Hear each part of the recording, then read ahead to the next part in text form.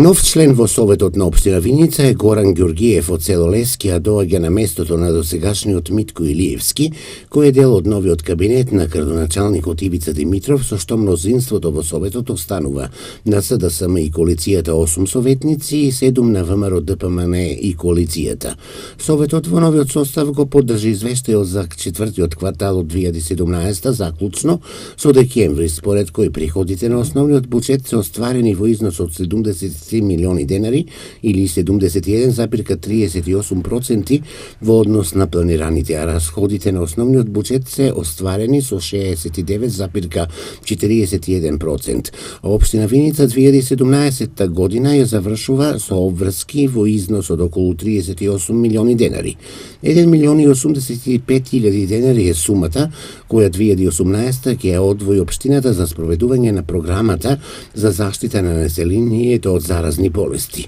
од кои 880.000 денари ќе одат за уништување на комарци,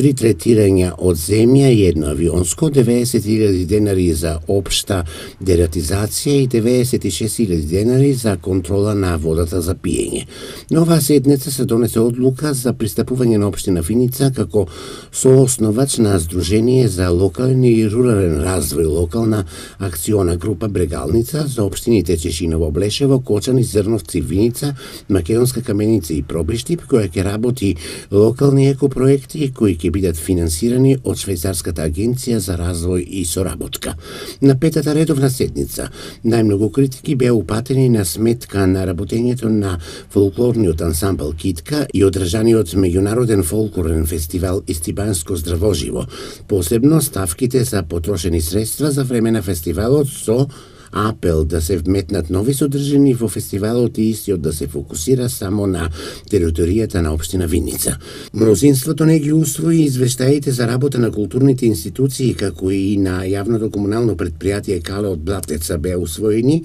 и иницијативата за есенска сеидба, годишниот извештај на територијалната противпожарна единица, како и десетина барања за утврдување правен статус на бесправно изградени објекти. Градоначалникот Димитров информирајќи ги Советот за целта на службените патувања во Бугарија, одговараше и на прашањата на советниците околу актуелни проблеми од локален интерес.